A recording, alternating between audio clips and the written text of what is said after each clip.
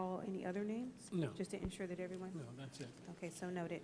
And at this time, we need a motion to close the public hearing. Move to close the public hearing by Ms. Nadell, second by Ms. Brooks. And Is there any?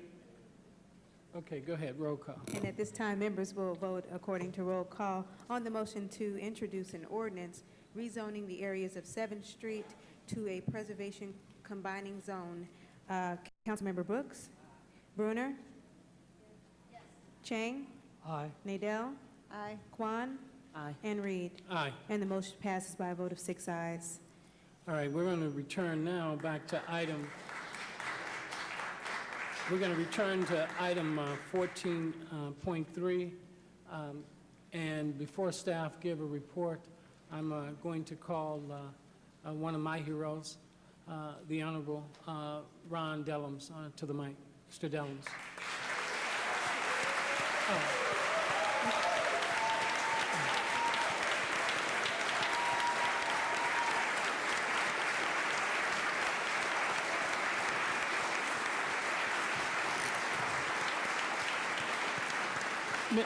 Mr. Dellums, before you speak, move to open the public hearing by Ms. Nadell, second by Ms. Brooks. Hearing no objections. Mr. Dellums.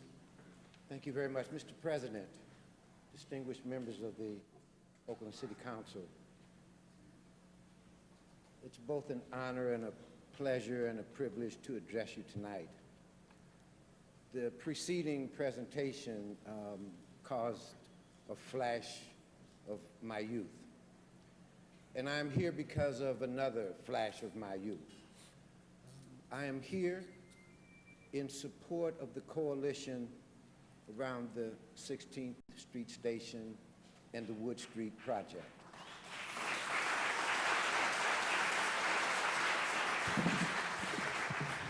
Thank you. I'm pleased that you allowed me to speak out of order because, unfortunately, this is a very physical thing for me because I have to run out, take a red eye back, hit the ground, working on the West Coast, on the East Coast, rather. I was sent a document by people who represent the coalition seeking concessions around the Wood Street project. When I read it, my immediate response: this is brilliant, it is sensitive, it is intelligent, it is visionary, it is necessary. And I would speak to all four of those points. First, to the issue of preserving the 16th Street Station. This is personal history, this is family history, this is history of a courageous people. Beyond that, it is the history of Oakland, it is the history of our community. It embraces the richness of our community. It has symbolism far beyond my ability to articulate tonight. It is personal because I grew up at 1014 and 1016 Wood Street. So as the young people would say, this was my hood. In 2005, given the extraordinary technology that we come to experience as everyday life, it may seem quaint to think about railroads, but to an 8 and a 10-year-old child, 16th Street Station was monumental to me. It was extraordinary to be able to go there, to see the trains, to meet the people, to know that my father ran on the road, because that's what they called it when they worked for the railroad, and that my uncle, C.L. Dellums, and A. Philip Randolph, and many other courageous African Americans, in the midst of racism and hostility, organized the first black trade union in the history of America and changed the perception of African American workers for all time.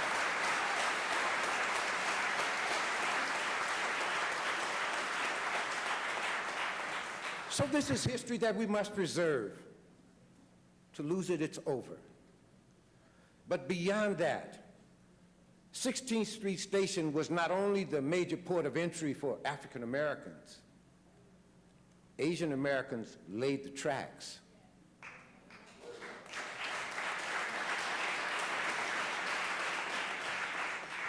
I only have a few minutes.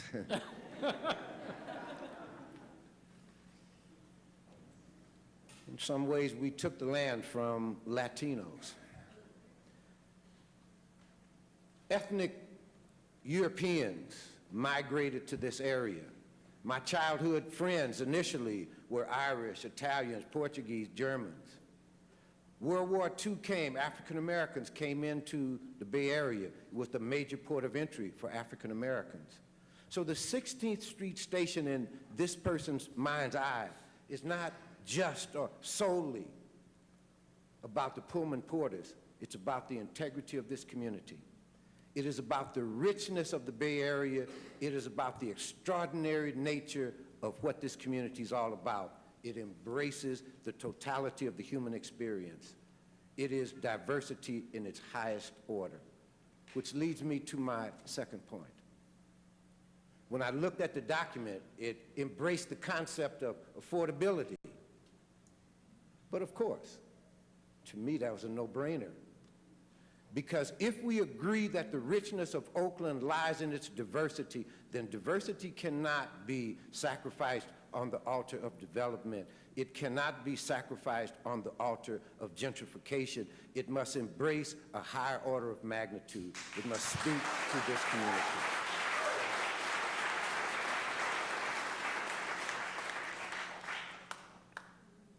Environmental integrity, no-brainer. If we're going to develop in a community, it must speak to the environmental integrity of our people. If we're going to build residential communities that embrace families and embrace children, then at a minimum, we must guarantee the health and safety. So we must embrace all of the issues that have environmental impact, because that's our responsibility. I grew up in that community. I understand what it was about. We dodged the trucks. We crawled under the trains. We knew what that was all about. To the question of prevailing wage and livable wage, again, a no-brainer. People in this community need the dignity of being able to work, and that they are recompensed with the resources that speak to their dignity as human beings. To the question of whether the employment ought to go to people who live in West Oakland A and in Oakland B, of course. When we pick up the newspaper and we see face after face after face after face of young people of color in this community dying on the streets of Oakland because they lack hope, lack opportunity, then we must embrace them. We must find a way to create opportunities that allow them to dream, that allow them to advance, that allow them to grow. So to me, that was all a no-brainer. But the issue, these are all principles. But the issue is that I'm a realist. I understand that the devil is in the details.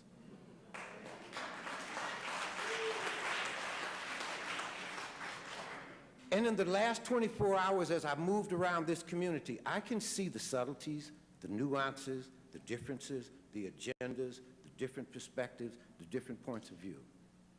We know this because the devil is in the details. But I appeal to you as a person who was a public official who viewed my role as a policymaker, not as a deal maker, and I speak to you as policymakers. You can. And I do so with respect, Mr. Chairman, members of the council. You are the visionaries. You are the leaders of this community. You can establish the vision of where Oakland is going. You embrace the ideals of diversity. You embrace the ideals of compassion. You embrace the ideals of opportunity. If you establish the vision of where Oakland goes, if you establish the policy framework, then each project can be viewed against the backdrop of that vision within the framework of that policy. Your role is our policymakers. If you say there will be a museum, devil's in the details, but everybody gets the message, there will be a museum. If you say diversity is the richness of this community, everybody will understand. Affordability, devil's in the details, we'll work it out. If you say this community needs to have opportunity, it'll get worked out. Where are low-income people going from Oakland now? They're 100 miles down the road. They're in Tracy. They're in other places. But let this community say, no, we would not kick the can down the road. Because when the prices in Tracy go up, where do they go from there? Further and further. At a time when the cost of living is skyrocketing, the cost of gasoline is skyrocketing, the people least able to handle the pain of a rising cost of living carry the burden of traveling 100 miles back into urban life in order to go to work each day. But you as the leaders can say, no, not here, not in Oakland. In Oakland, we will stand our ground. We will show this state, we will show this nation that this community can figure it out with our genius, with our brilliance, with our compassion as human beings. We'll figure out how to continue to embrace diversity. We will keep our low-income people. Hopefully, we'll make them higher-income people. We will keep people who need the hope. We will keep people from all cultures, all backgrounds, because that's the brilliance of Oakland. Going back to my original comment, the train station is the symbol of the brilliance and the beauty of Oakland. And if you embrace that, then you will embrace these other principles. If you as the leaders say to all of the stakeholders, this is our vision of Oakland, this is our policy framework, everybody will get the message. And the devil in the details, people will sit down. And people who are now in adversarial relationships will no longer be in adversarial relationships because they will hear what it is you're trying to say. Finally, in a world that is blue states and red states, black, white, us, them, polarized, let's show in Oakland that we can move beyond that difference, that we can bring all parties to the table with dignity and integrity and take off the stripes, take off the labels, and in an intellectually honest way, figure out how to make this project not only the hopes and the dreams and the aspirations of this community, but a symbol and an example of what a brilliant progressive community can do in taking a project. You can't continue to go project by project. Establish the process, establish the vision, and everybody will come to that. That's my hope for you. I offer these comments in humble respect. I am no longer a congressperson. I am not Chairman Dellums. I'm just a dude out here. But I'm trying to say to you that I'm proud to stand with this community because what they're about has brilliance, it has genius, it has vision, it has compassion. You play the role of establishing the framework. Everybody will get on board. Thank you, Mr. Chairman.